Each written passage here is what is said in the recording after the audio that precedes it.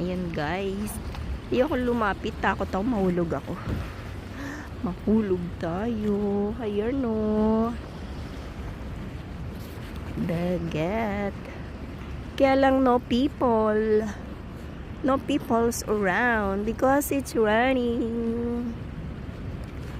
Yan. Lakad tayo ng konti para makapag kapag smell ng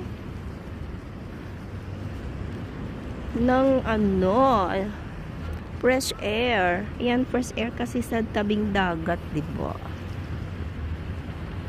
Yan. Tanga tayo dun.